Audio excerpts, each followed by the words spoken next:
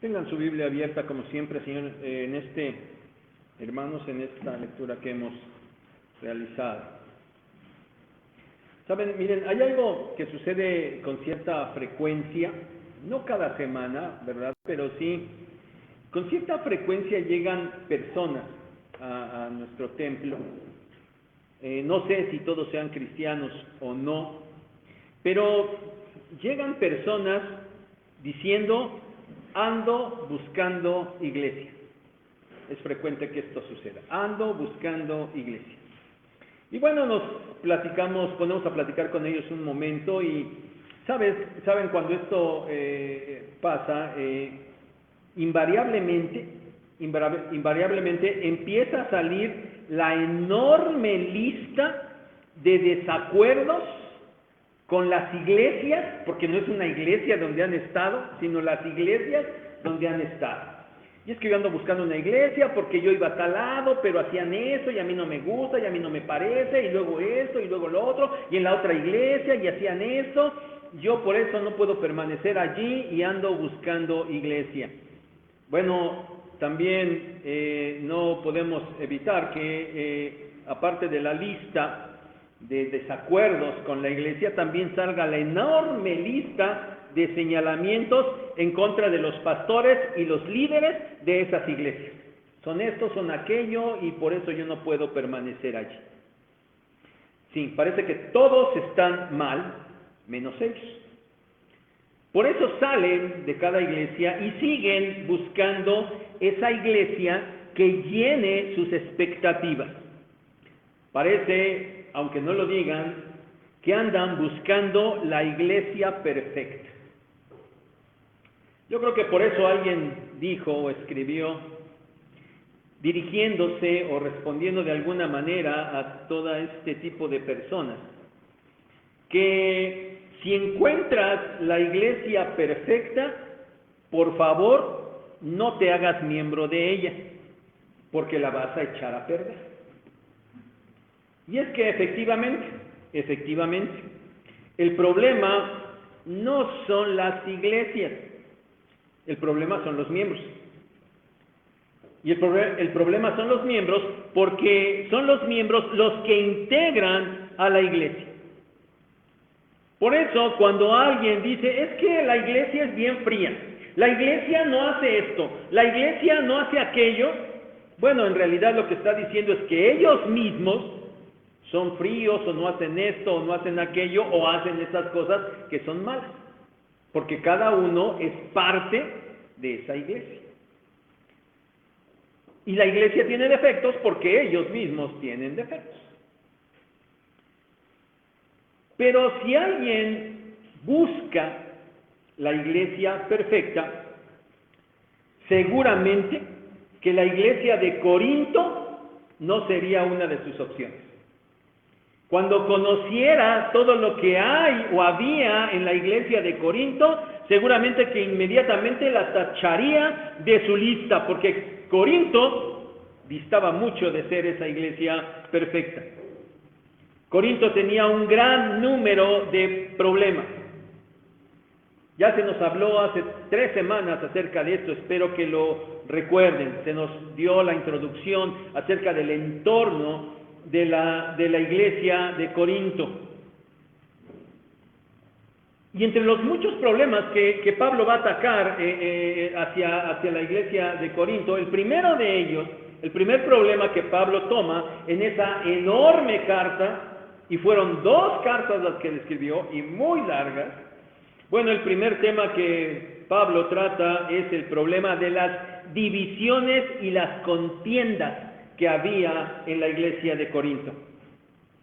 Esos hermanos, pues estaban divididos realmente, y estaban divididos en 4 grupos, ¿se acuerdan? Unos decían, no, yo soy de Pablo. Otros decían, no, yo soy de Pedro. No, yo soy de Apolos. Y había otros que presumían de mucha espiritualidad y decían, no, nosotros somos de Cristo, ¿verdad? Bueno, esto ya lo ha escrito Pablo allá en el capítulo 1, versículos 10 al 12.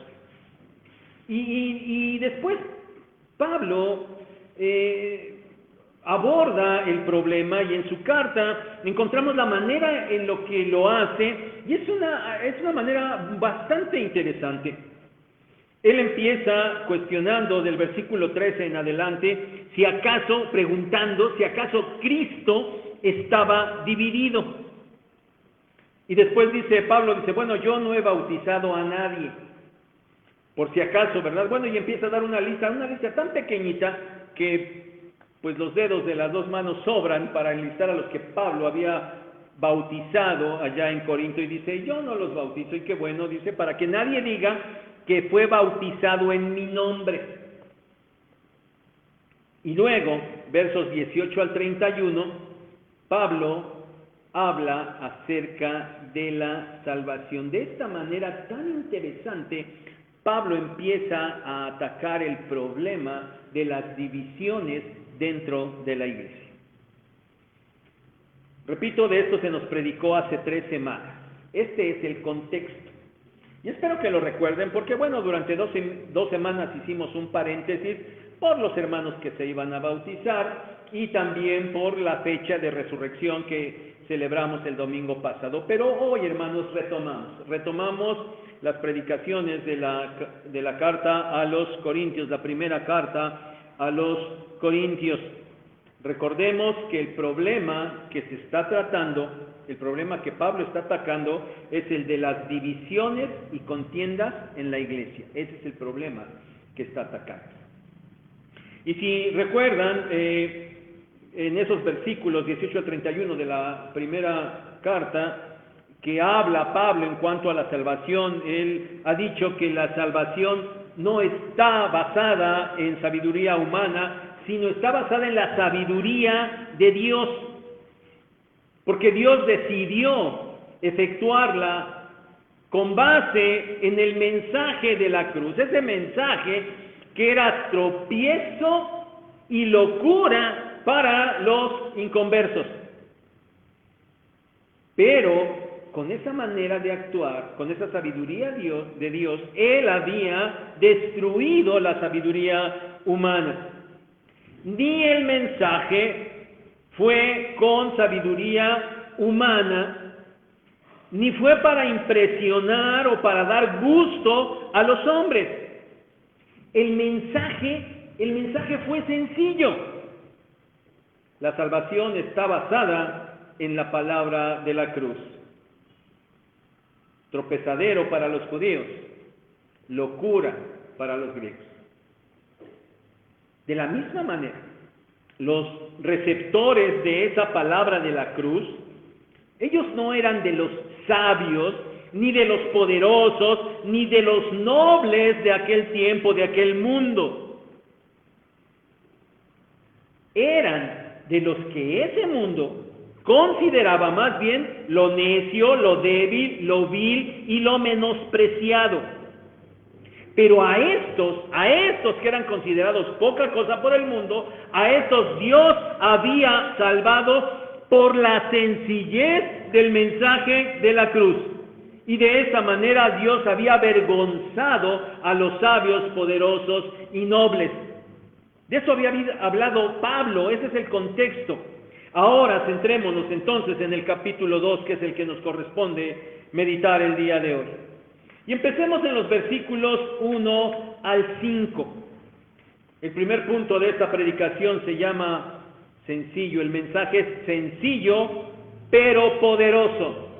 Sencillo, pero poderoso. Capítulo 2, versículos 1 al 5. En estos versículos Pablo está cerrando su argumentación sobre el tema de la salvación. Y él está diciendo que él mismo, Pablo, él es el portador del mensaje, pero él no se había presentado ante los corintios con un mensaje excelente en palabras. Él no se había presentado como un excelente orador bajo los principios de la sabiduría humana. Y no es que Pablo no fuera un excelente orador, claro que lo era. Pero su intención había sido precisamente no hacer uso de nada de eso que era muy apreciado por las personas de aquel tiempo, sino que él dice allí, se había propuesto solamente proclamar el mensaje de Jesucristo crucificado. Los corintios, que eran parte de aquella cultura griega, miren, ellos estaban acostumbrados a escuchar grandes disertaciones filosóficas. A eso estaban acostumbrados, eso les gustaba, eso seguían. Eso era en esencia lo que aquí Pablo ha estado y seguirá llamando la sabiduría humana. Sí, a eso estaban muy acostumbrados los corintios. Si se recuerdan, en ese viaje misionero, podemos remitirnos al libro de los Hechos, en ese recorrido misionero, cuando Pablo llega a Corintio, él venía de Atenas. Y podemos recordar que allá en Atenas, Pablo había llegado y había disertado filosóficamente con los sabios de la ciudad de Atenas. ¿Se acuerdan? Fueron ahí y estuvo hablando con ellos y les estuvo presentando e hizo uso de lo que veía e hizo uso de las palabras de gente sabia de los atenienses. Y lo estaban escuchando con atención, pero dice el libro de los Hechos que cuando Pablo llegó a mencionar el punto de la resurrección, entonces aquellos sabios humanos le dijeron, ¿sabes qué? Hasta aquí. Ya te oiremos en alguna otra ocasión. Ese punto de la resurrección del Señor Jesús había sido rechazado por los sabios atenienses. Es por eso, hermanos, es por eso quizás que ahora dice Pablo que cuando él llega allí a Corinto, él no hizo uso de tal sabiduría, ni hizo uso de palabras elocuentes, sino solo se enfocó en predicar el mensaje de Jesucristo crucificado, solo la palabra de la cruz. Por eso, dice Pablo, estuvo entre los corintios predicando con debilidad, con temor y con temblor. Y no precisamente porque Pablo tuviera miedo de predicar, claro que no lo tenía. No tenía miedo de lo que le pudiera pasar. Bueno, ya antes, ¿verdad? En Filipos le había ido muy, muy mal. Y no tenía miedo de eso. Sin duda que de lo que Pablo tenía temor era de presentar un evangelio diferente, de pretender predicar otra cosa que no fuera el mensaje de la cruz.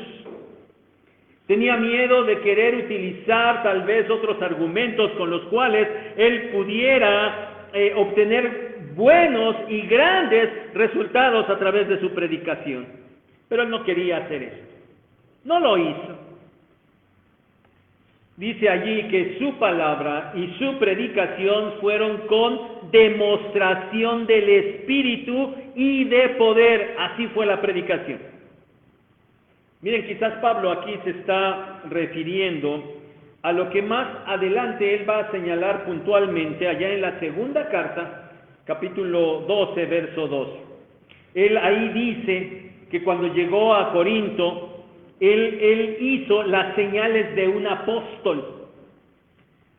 Él dice que hizo entre ellos esas señales que incluían obras milagrosas, y él específicamente, literalmente dice en este verso 12, señales, prodigios y milagros. Si él llegó e hizo todas estas obras poderosas y milagrosas. Es decir, su predicación no se basó en elocuencia de palabra, en elocuencia de sabiduría humana. Fue una predicación sencilla.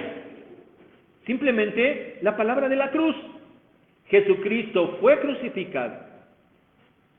Predicación que estuvo sostenida, eso sí, por una demostración grande del poder del Espíritu.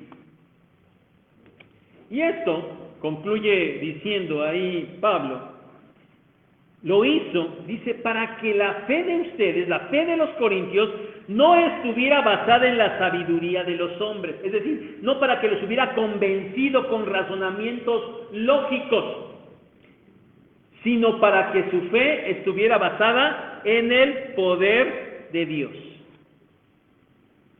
La palabra de la cruz, el mensaje del Evangelio, el mensaje de salvación basado en la muerte de Jesucristo para limpieza y perdón de los pecados, era algo tan sencillo que las gentes no lo podían, no lo querían recibir, se les hacía inverosímil que se predicara esto.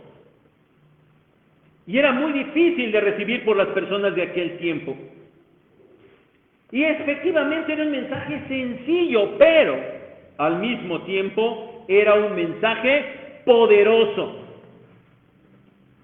El mensaje de la cruz es un mensaje sencillo, pero muy poderoso.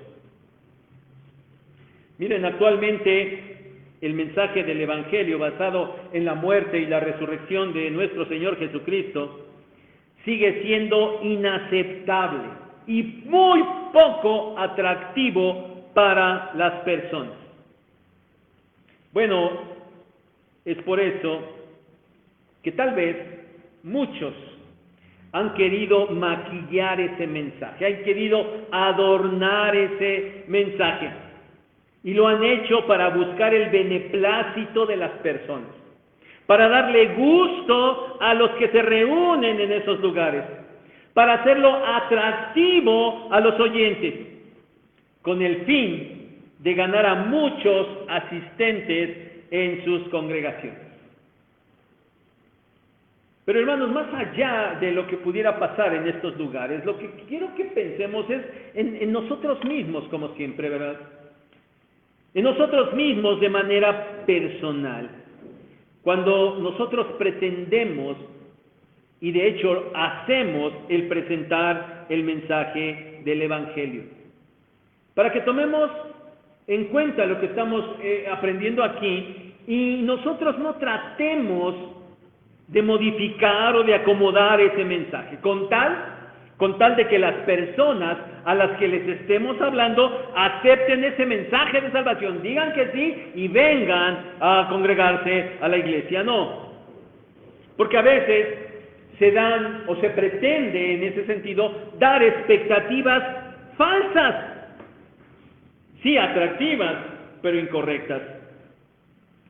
Por ejemplo, cuando se dice, ven, busca al Señor, ven a Dios, ven a Jesucristo y todos tus problemas se van a acabar. Bueno, eso no es correcto. No debe ser así, pues el mensaje debe ser sencillo y ciertamente el mensaje es sencillo. La salvación solo se obtiene por la fe en la muerte y la resurrección del Señor Jesucristo. Ese es el mensaje que debemos proclamar. Sencillo. Pero no nos olvidemos que este mensaje es sencillo, pero poderoso. Y hoy en día ese mensaje sigue siendo poderoso en el Espíritu Santo.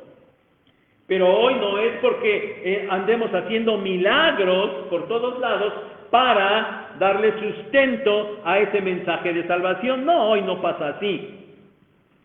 Hoy el poder del mensaje se manifiesta en el hecho de que las personas sigan recibiendo y creyendo en ese mensaje tan sencillo y lleguen a ser salvas. ¿Tan solo por qué? Por el poder del Espíritu. Porque si no hubiera ese poder de Dios, ese poder del Espíritu obrando en ese mensaje sencillo, entonces las personas simplemente no serían salvas. Miren, hermanos, ¿cómo explicar los testimonios de salvación tan convincentes, tan transformadores, si no es por el poder del Espíritu Santo? Les pongo solamente un ejemplo. Hace 8 días, no hace 15 días, que los hermanos que se bautizaron hace 8 días fueron presentados y y dieron su testimonio de conversión. Ustedes, bueno, solamente escucharon a Mariana y a Diego, ¿verdad? Porque son los de este culto. Pero de los hermanos que se congregan a las 9, está la hermana Ofelia. Y tiene un testimonio de estos transformadores solamente por el poder del Espíritu. Y bueno, dicen, pues sí, a lo mejor, bueno, la vieron a la hermana porque la bautizaron en esa hora, ustedes lo vieron, ¿verdad? Pero, ¿saben? Su testimonio es tan fuerte, tan convincente, y aquí tenemos uno igual, el de nuestra hermana Josefina, ¿sí? Porque su testimonio es igual. Ustedes saben que en nuestro entorno mexicano, todas las personas, pues tienen muchísimas imágenes, ¿verdad? En cuadros o en figuras de yeso, tienen muchas imágenes y las veneran con un gran respeto. ¿Saben que eso es así, verdad? El testimonio de la hermana Ofelia y de la hermana Josefina. ¿Ustedes creen que haya habido poder humano que las hubiera convencido de deshacerse de esas imágenes? Al grado que no solamente se deshicieron de ellas, las destruyeron. Yo lo vi, las destruyeron. Agarró su imagen, no les digo de quién, para qué, y lo agarró a martillazos, de verdad a martillazos, y lo decía. ¿Ustedes creen que con la veneración que las personas le tienen a estas cosas, habría un poder humano que les convenciera de hacer eso? De ninguna manera. ¿Qué fue lo que obró? El poder de Dios. El poder de Dios transformando la vida de nuestras hermanas. Ese mensaje sencillo de la cruz que las transformó y por eso las llevó a hacer lo que hicieron.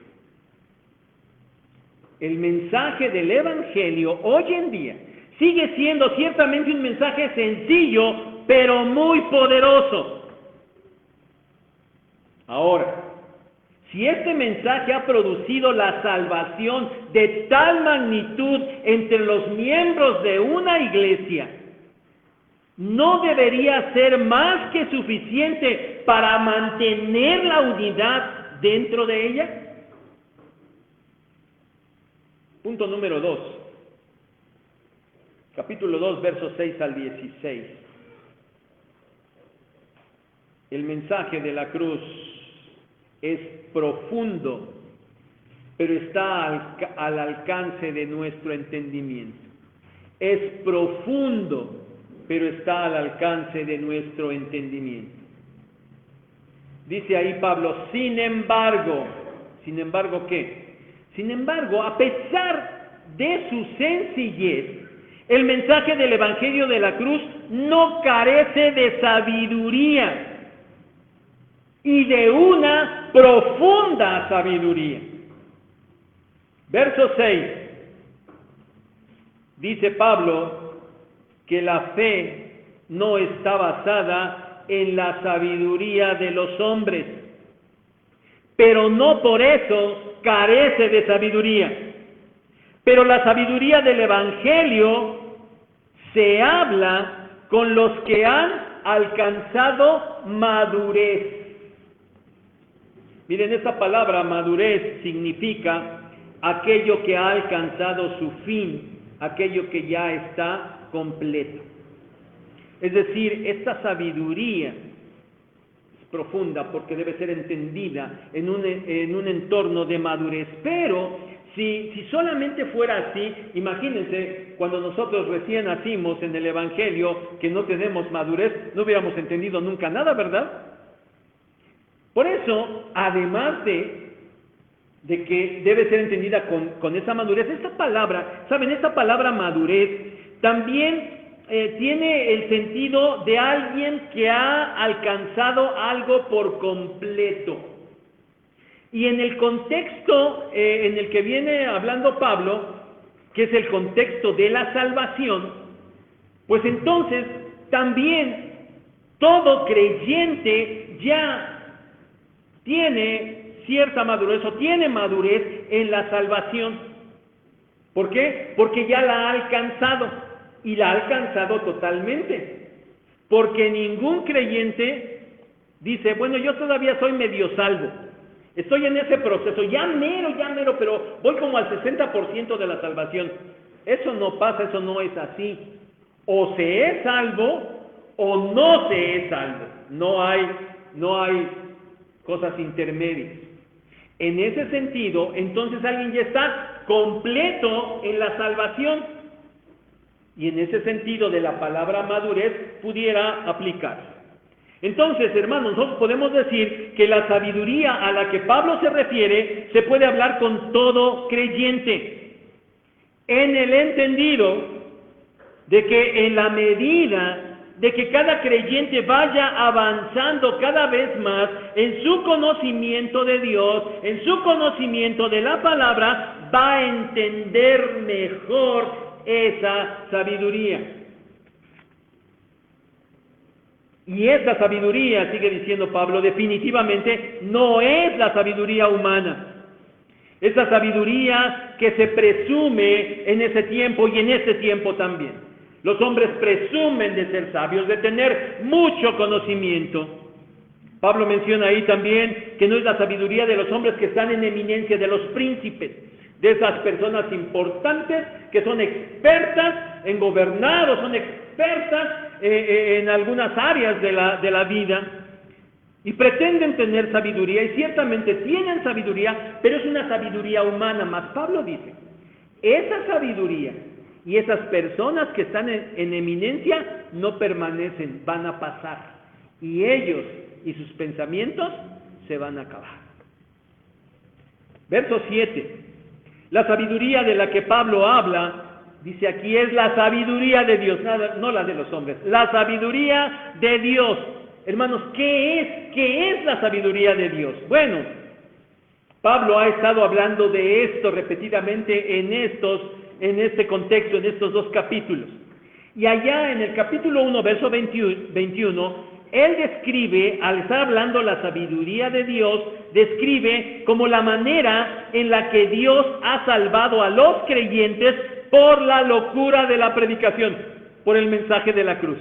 O sea, la sabiduría de Dios es esa manera en la que Dios ha obrado la salvación de los hombres en el mensaje de la cruz. Pero si vemos también en el mismo capítulo 1, verso 24, ahí Pablo dice que Cristo mismo es la sabiduría de Dios. Cristo mismo es la sabiduría de Dios. Entonces, hermanos, podemos decir que la sabiduría de Dios se refiere a la manera en la que Dios ha decidido salvar a los creyentes. Es ese mensaje de la cruz, es la salvación por el sacrificio de Cristo en la cruz, lo cual incluye toda la obra de Cristo. ¿Por qué? Porque los creyentes somos salvos en Cristo y estamos en Cristo. Y a través de Él se generan muchas bendiciones. Y por eso esta sabiduría de Dios también tiene que ver con la manera no solo en la que Dios ha salvado, sino también cómo es que ha efectuado ese nuevo nacimiento, ese nacimiento espiritual, pero también tiene que ver con la vida en santificación del creyente, y tiene que ver todavía con la esperanza y la gloria futura en el cielo. Por eso vean ese versículo 7 otra vez que dice que Dios la tenía para nuestra gloria. Nuestra gloria. Dice Pablo también allí en ese verso 7 que la sabiduría es un misterio que estaba oculta, era una sabiduría oculta. ¿Qué significa eso? Miren, esta palabra misterio que aparece varias veces en el Nuevo Testamento hace referencia a algo que Dios tenía ya, pero que no lo había revelado allá en el Antiguo Testamento. Estaba oculto en el Antiguo Testamento. Cuando el Señor Jesucristo hace su aparición, entonces se revelan muchas cosas que no estaban descritas allá en el Antiguo Testamento. Por eso eran un misterio, por eso estaban ocultas. Pero ahora ahora han sido reveladas. Y esa palabra, esa sabiduría de Dios, por eso dice que es en misterio, estaba oculta. No había sido manifestada por Dios, pero no es que Dios de repente dijo, bueno, las cosas van así, bueno, voy a cambiar, ahora vamos a sumar esto, vamos a añadir esto, o esto va a ser nuevo. No significa eso, porque dice ahí que Dios la tenía prevista ¿desde cuándo? Desde la eternidad. O sea, ya lo tenía previsto, simplemente lo mantenía en secreto, pero ahora ya había sido manifestada, que esa su sabiduría en cuanto a la salvación. Verso 8, los gobernantes de este mundo, y lo más probable es que en este contexto debamos entender no a todos los gobernantes del mundo, sino quizás muy específicamente a los gobernantes del pueblo judío, ante quien la sabiduría había sido presentada. La propia sabiduría estaba encarnada con ellos y no la habían recibido, la habían desechado. Ellos no conocieron la sabiduría de Dios, porque dice Pablo, si lo hubieran hecho, entonces, ¿qué? No lo hubieran crucificado. Verso 9, Pablo, para seguir hablando de este misterio de la salvación, cita ahora Isaías 64:4. Y él habla y dice que las acciones, él está hablando aquí ya expresamente, donde se habla de las acciones de la sabiduría de Dios. Y se menciona a estas cosas como cosas que no habían sido vistas, ni oídas, ni entendidas por hombre alguno. Dice ahí, pero Dios las había preparado para quienes le aman.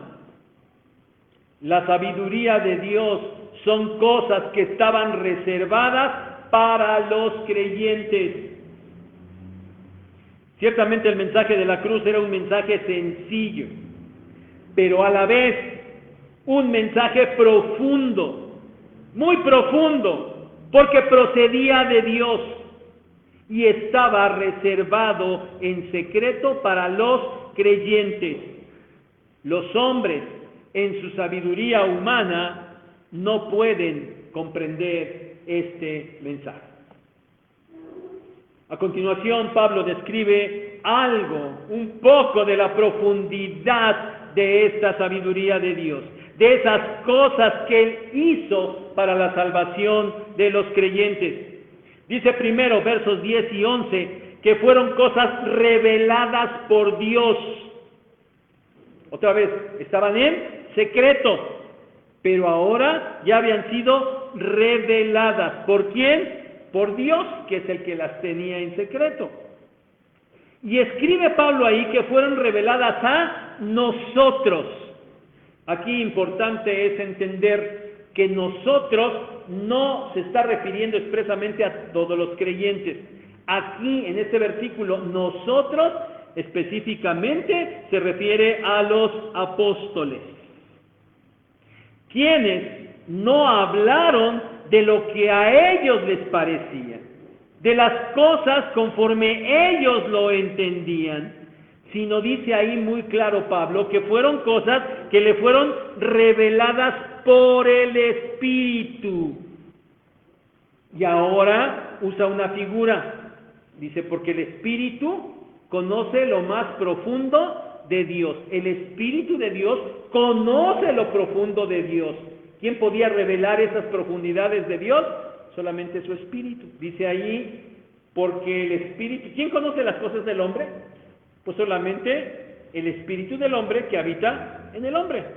Es decir, cada uno de nosotros pudiéramos tener, y de hecho es así, tenemos muchas cosas muy profundas, pero muy personales, ¿no es cierto?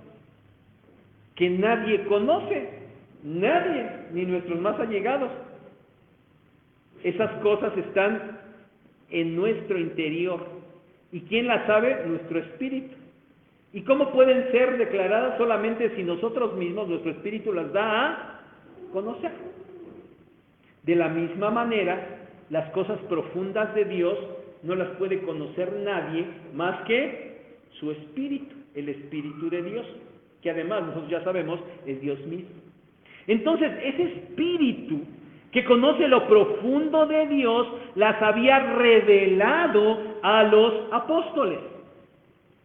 Pero en segundo lugar, dado que las profundidades de Dios las conoce el Espíritu de Dios, ahora Pablo, refiriéndose todavía a los apóstoles, dice allí en los versículos 12 y 13, que ellos habían recibido ese Espíritu que viene de Dios. No habían recibido el Espíritu del hombre. Y porque habían recibido el Espíritu de Dios, que conoce lo profundo de Dios, entonces ellos sabían lo que Dios les había concedido. Y dice allí que por eso hablaban no con palabras de sabiduría humana, sino con las palabras que les había enseñado el Espíritu de Dios, el Espíritu Santo. Hermanos, ¿qué es esto? Las palabras que enseñaron los apóstoles y que a la postre quedaron escritas aquí en la Biblia fueron las palabras enseñadas por el Espíritu. Fueron las palabras inspiradas por el Espíritu. Por eso esta palabra es de inspiración divina. Hermanos, qué profundo es el mensaje de la cruz. Y es profundo porque proviene de Dios. Y fue revelado por Dios. Y fue inspirado por el Espíritu Santo. Pero a pesar de tan grande profundidad, es totalmente comprensible para los creyentes. Muy profundo, pero al alcance de nuestro entendimiento. Miren, para finalizar esta sección, allí Pablo dice en los versículos 14 al 16, que por ser cosas que provienen de Dios, el hombre natural no las puede percibir. ¿Quién es el hombre natural? Simple y sencillamente, el inconverso. El que no cree en Dios, ese es el hombre natural. Está el hombre que es de Dios, al que le va a llamar el espiritual, pero también está el hombre natural, si es un ser humano, pero no es de Dios, no pertenece a Dios, no tiene el Espíritu Santo. Por eso, dice, el hombre natural no puede percibir las cosas que provienen de Dios. Y es por eso que para los inconversos todas estas cosas son locura o una ridiculez. No las entienden. ¿Por qué? Dice Pablo, porque se han de discernir espiritualmente. En contraste con el hombre natural, con el inconverso, el creyente que es espiritual, y es espiritual ¿por qué? Porque cuando creyó fue sellado con el Espíritu Santo.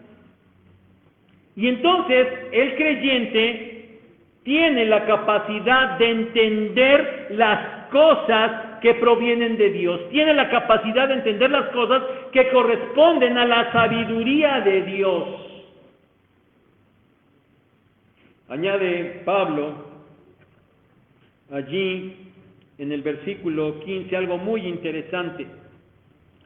Dice que el creyente que es espiritual puede juzgar todas las cosas. ¿Qué significa eso? Cualquier cosa, el creyente, por ser espiritual, por poder entender la sabiduría de Dios, él puede analizar las cosas y él puede determinar lo correcto de esas cosas. Es decir, las puede juzgar. Pero él mismo, dice Pablo, él mismo, el creyente, no puede ser juzgado por nadie. ¿Quién es nadie en este versículo? Los inconversos. Los inconversos no pueden juzgar a los creyentes. Y no es que no lo hagan o no pretendan hacerlo, ¿verdad? Porque claro que los inconversos critican y juzgan a los creyentes, pero la base de su juicio no es la sabiduría de Dios. La base de su juicio es la sabiduría humana. Por tanto, tal juicio es incorrecto, sin sentido y sin importancia para el creyente. Díganme si no es cierto, y quizás les ha pasado a algunos o a muchos. Un creyente hace algo que a un inconverso no le gusta, que no le agrada, que no le conviene, ¿y qué es lo primero que le dice? Y eso, que eres cristiano, ¿no es cierto? Ahí están todos, ¿verdad? Mira, y eso que eres cristiano. Dijiste esto, hiciste aquello. Y eso que eres cristiano. Sí, lo están haciendo. ¿Con qué base están juzgando el hacer o el decir de los creyentes? Con la base de su propio criterio, que es una sabiduría humana solamente. Por eso es que el cristiano en realidad no puede ser juzgado en realidad por los inconversos. Porque ellos no tienen el conocimiento de Dios, ellos no tienen el entendimiento de la sabiduría de Dios. Por eso, versículo 16, ¿acaso los inconversos conocen la mente del Señor? ¿Acaso la conocen? Más bien pretenden con blasfema arrogancia instruir al Señor. ¿Por qué? Porque dicen, bueno, tal vez yo ni conozco de tu Dios, pero lo que diga no, lo que yo creo es esto, eso es lo correcto, lo que tu Dios diga no. Pretenden con blasfema arrogancia instruir al Señor, diciéndole que está mal y lo que ellos dicen es lo que está bien. Pero ellos no saben, no pueden. Pero los creyentes, termina diciendo Pablo, los creyentes tenemos la mente de Cristo. ¿Qué significa esto? Que el Señor Jesucristo, en la persona del Espíritu Santo, está en nosotros. Y en Él somos enseñados. Y se nos recuerda lo que el Señor enseñó. Es decir, nosotros, cuando el Señor nos toma y pone en nosotros su Santo Espíritu, hace que nuestra mente pueda estar acorde al pensamiento de Cristo. Por eso dice que tenemos la mente de Cristo. El mensaje de la cruz es sencillo y poderoso, pero al mismo tiempo, todas estas cosas que pertenecen a la sabiduría de Dios son cosas realmente profundas, muy profundas, incomprensibles para los inconversos, pero entendibles al alcance de los creyentes que han alcanzado ya su salvación completa, pero que deben esforzarse, y no se olviden de esto, deben esforzarse por seguir creciendo en madurez para poder comprender la sabiduría de Dios cada vez más y cada vez mejor. Concluyo. El problema, no se nos olvide, el problema que Pablo está atacando es el problema de la división en la iglesia. Ese sectarismo que se estaba dando allá en Corinto. Y Pablo está atacando el problema de una manera muy interesante.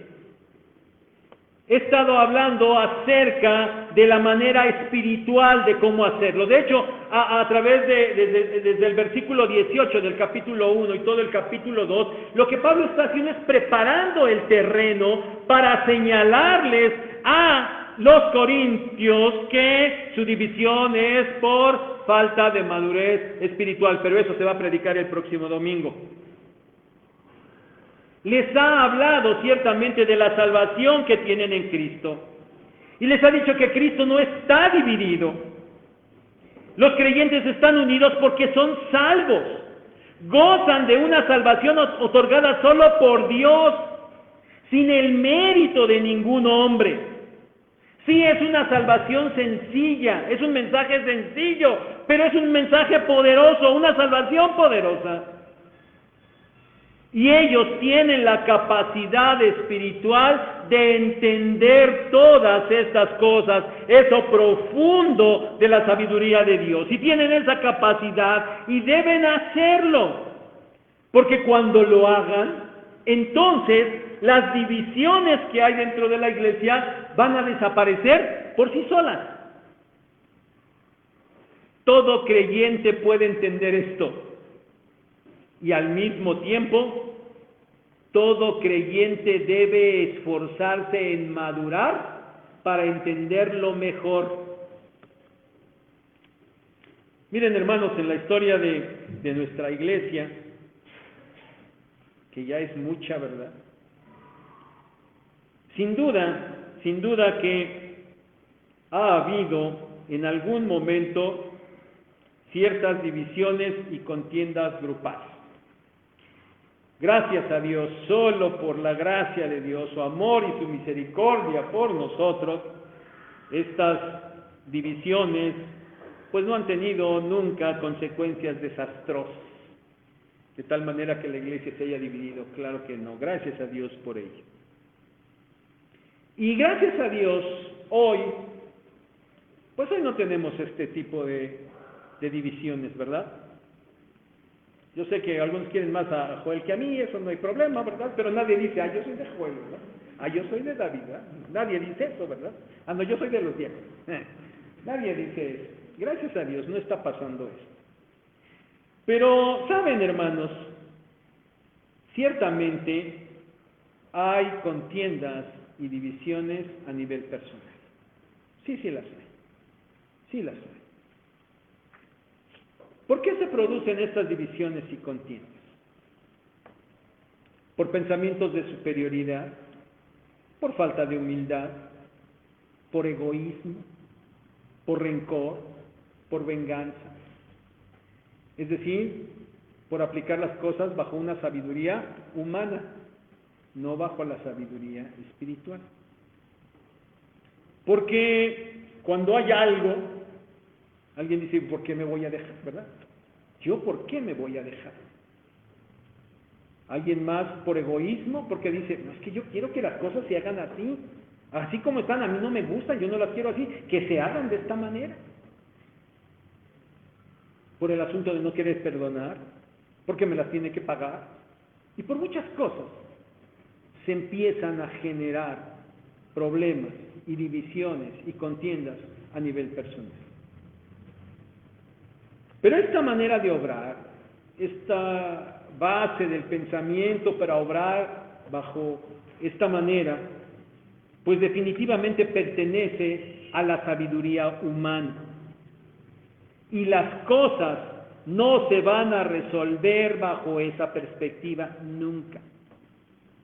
Por eso es necesario considerar la solución a la luz de lo espiritual, a la luz de ese mensaje de la cruz, a la luz de esa salvación de la cual todos somos beneficiarios, a la luz de esa salvación donde todos somos iguales, todos indignos y pecadores que no merecemos nada, a la luz de ese mensaje sencillo de la cruz, pero un mensaje poderoso que debe hacer la obra en nosotros, un mensaje profundo, pero que podemos entender para actuar correctamente bajo lo espiritual. Si se miran las cosas bajo este panorama espiritual, no hay razón alguna para que haya divisiones ni contiendas. Todos somos salvos por un mensaje que nada tiene que ver con el pensamiento humano. Todos somos creyentes y podemos percibir las cosas espiritualmente. Todos somos creyentes y por eso tenemos que esforzarnos en crecer en madurez para entender las cosas de manera diferente. Entonces, no habrá razón alguna para dar cabida a las divisiones ni las contiendas. Cuando tal sabiduría fluye, no puede haber esto, no puede haber contiendas ni divisiones. Hermano, ¿estás en contienda con alguien? ¿Cómo pretendes solucionarlo? ¿Bajo la sabiduría del mundo o bajo la sabiduría de Dios? La respuesta es obvia, ¿verdad? Es una pregunta retórica. Tú sabes lo que tienes que hacer. Tienes la madurez suficiente, necesaria para hacer lo correcto. Pero debes esforzarte por crecer en madurez para comprender plenamente la sabiduría de Dios. Que Él nos bendiga.